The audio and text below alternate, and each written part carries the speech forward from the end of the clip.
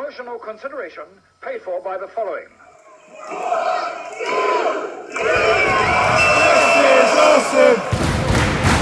This is awesome! Hello and welcome to Cheap Shot Entertainment. This is another quick shot review where we go through movies very quickly within the space of about 10 minutes, depending on what I have to say about these movies. Most of them we go and see at the cinema with our limitless cards through Odeon, and we'd like to thank Odeon in Derby for that, and just Odeon in general for having that limitless card, because it's definitely paid for itself already, and we've seen some absolute crackers of films, including this film which I'm going to go through now. It is called JoJo Rabbit, and it follows a young German lad who is absolutely obsessed with Mein Führer, and yeah, it's quite comical at times, and the acting from the child actors is really good, and yeah, the rest of the cast is fantastic as well. And the story, it's the right amount of heartwarming, it has the right amount of historical references. Obviously, being based around the Nazi regime, there's a lot of reference to Jewish people and the way they thought of them. And one of the lines that resonated with me the most was the line, "It's funny because it's true." Obviously it's not true, but the Germans and the Nazis certainly definitely thought a lot of things were true about Jewish people that absolutely were not. And that's what kind of makes this film the right amount of charming as well. But it's done in a way that, you know, still makes you hate the Nazis. They were horrible people, but you know, it's like I say, it's centered around a boy and a young Jewish girl who is being hidden in the wall by his mum, who is being helped against against the will of the people, so to speak.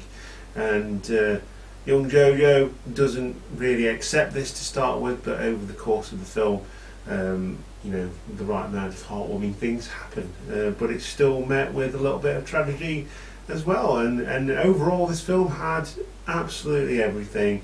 And like I say, it's comedy, heartwarming stories. It also had, like I say, tragedy. It had drama, and it wasn't afraid to get stuck in with the war stuff either. And a lot of the stuff looked like it was done practically. You know, bombs dropping and the things breaking down, and the sets were phenomenal. The lighting, the clothing were brilliant, and the undercard in this film was also great as well. It was directed by Taika Waititi, I think that's how you say it, who also played the character of Adolf in this film. So JoJo has an imaginary friend. It's Adolf Hitler. He imagines him to be his best friend, and it's a comedy version of Adolf as well, which again adds to the overall feel of the film. Roman Griffin Davis plays the young JoJo, absolutely brilliant young actor there. Thomasin Mackenzie plays Elsa, the young Jewish girl who's actually from New Zealand in real life. Scarlett Johansson is in there as well as JoJo's mother, Rosie. I say Taika Waititi plays Adolf, and I didn't know that until I did the research for this film, which I find really fun and cool, because he did a really good job of making Adolf Hitler a real comedy character, and just playing off the real life tragedy that was the Nazi regime, and what they did to all those people was just wrong and heinous. But we can now look at that in history and think, yeah, that was so daft that we have to laugh about it now.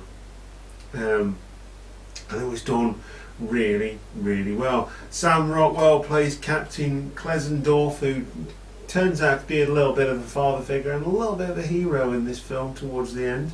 Rebel Wilson plays Fraulein Rahm, who is the sidekick to Klasendorf. Alfie Allen plays Finkel, which is the other sidekick to Klasendorf. And we also get an appearance from Stephen Merchant as well, who directed Fighting With My Family, so you know where the comedy elements came from.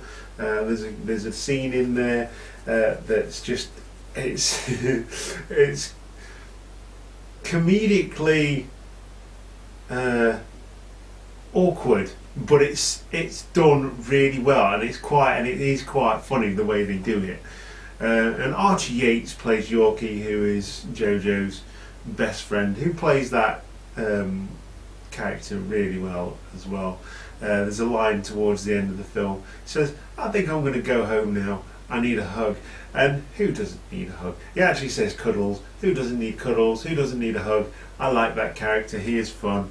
But yeah, the way this film starts, I didn't actually give this a rating, but I'll think of something. The way the film starts is that they go to like a scout camp that's also like a Nazi training camp for kids.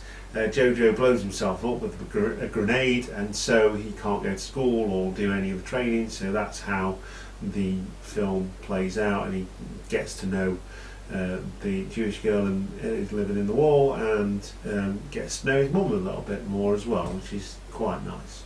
I won't give away any spoilers apart from that, but I would suggest you pick up your wallet and go and see this film, because it is really good. Like I say, historically it's quite accurate, and yeah, it is a 12A as well, so if you've got kids and you think they're